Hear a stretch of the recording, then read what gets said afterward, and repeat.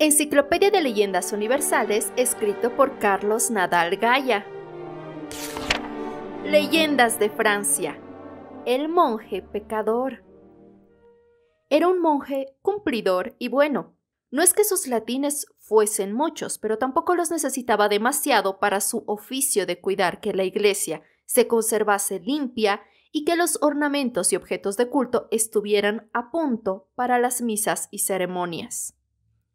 Cumplidor, bueno y devoto, no olvidaba sus oraciones, sobre todo a Santa María.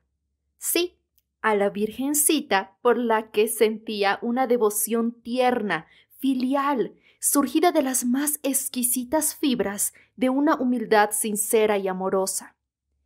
Porque era el monje, hombre de ternezas, sentimental y un poco sensiblero, con unos sentidos que tenía despiertos y prestos al goce, de formas y colores, de gustos y olores, de tactos suaves. Las rosas blancas, gualdas, rojas, claveles, reventones, violetas, margaritas y tantas otras flores hacían sus delicias. Era amigo de pájaros cuyos cantos le ponían en orobó, de peces golosos, los ojos de verlos rebullir bajo el agua del estanque, elásticos, voluptuosos, con los oros cálidos, los plateados, los azafranes, los azules tornasolados de sus escamas.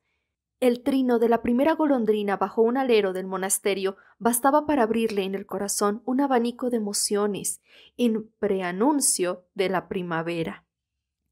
Ni qué decir, tiene que no les hacía caso a los vinillos agrios, dulces, secos, espesos, tintos o claretes, para los que tenía un paladar entendido para catarlos. Sabía comer y le complacía hacerlo. El buen monje era alegre y hablador. Gustaba decir chanzas. Tenía a punta de lengua refranes y sentencias del pueblo, y si venía a cuento, hasta decires picantes. Regordete, sanguíneo, de ojos saltones y vivos, gordozuelos los labios. Tenía un temperamento fogoso que con bastante frecuencia le hacía sentir el arañazo del tercer enemigo del alma. Siempre Nuestra Señora era su ayuda y estímulo. Bien se sabía que no era bueno confiarse a los sentidos. Tampoco ignoraba que deben mortificarse los caprichos, pero fue una vez una moza de las cercanías. Señor, estaba con su vestidito de colores. Sin saber cómo, siempre ocurría así. Aquella frecuencia en el trato acabó en pecado, un pecado grandote y torpe que iba creciendo como una bola de nieve. Había comenzado el pobre un vivir en el que la angustia y el gozo andaban parejos. Sentía a la mañana un regusto amargo, un dolor casi físico, por culpa. Todo llanto ante la imagen de la Virgen. Pero al anochecer cruzaba con paso apresurado por delante de ella, camino de lo suyo, sin atreverse a mirarla, aunque no olvidara jamás la genuflexión. Así, una noche y otra. Entraba y salía del monasterio furtivamente. Precisaba cada vez cruzar un río cercano. Al ir, era noche cerrada, y de regreso ya amanecido, para llegar justo para el toque de maitinés. Un día, al alba, ¡qué gozo el canto de los pájaros en los árboles llenos de rocío! Se notaba un ir y venir de los monjes, con sus hábitos blancos, por el claustro, por los pasillos. Se cuchicheaban algo al oído. Corrieron algunos a las celdas, al refectorio y las cocinas. Buscaban otros en la iglesia. ¿Dónde estaba el sacristán? ¿No había tocado los maitinés? Empezaban a rezarlos, para seguir la búsqueda luego, cuando la aldaba sonó con fuerza en el gran portalón del cenobio.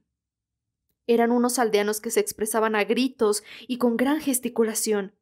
Detrás venían otros con un cuerpo sin vida, hinchado, amoratado.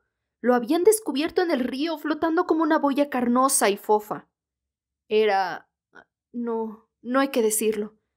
El monje pecador, el sacristán. Nadie imaginaba en el monasterio el porqué de aquella muerte, ahogado en el río. ¿Lo llevó alguien allí?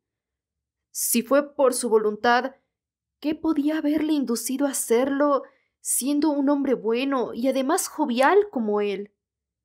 Prepararon la iglesia para las exequias, con aquellos paños y cirios que tan bien habían conocido las manos del monje pecador. Para él eran, en esta ocasión, el túmulo de madera y las gualdrapas negras. Sobre ellos su cuerpo, que había perdido todo el calor, destacaba de manera tétrica. Se iban concentrando los monjes en torno. El abad en la silla del presbiterio.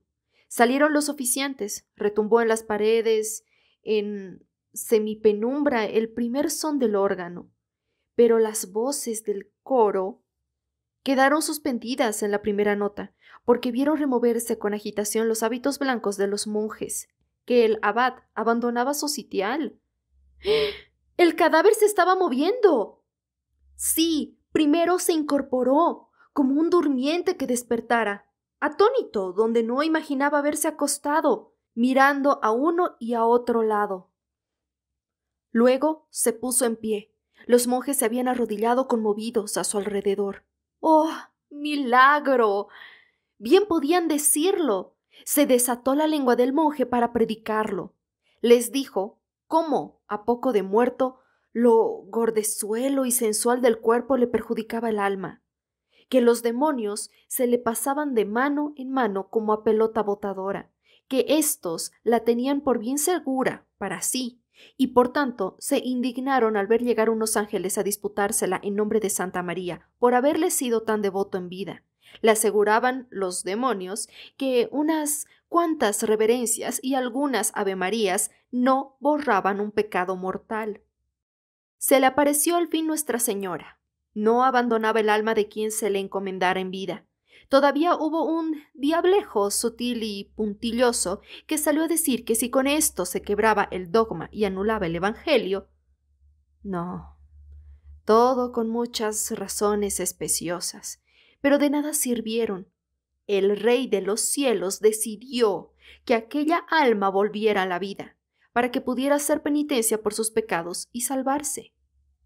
Tan valedera es la intercesión de la Madre de Dios.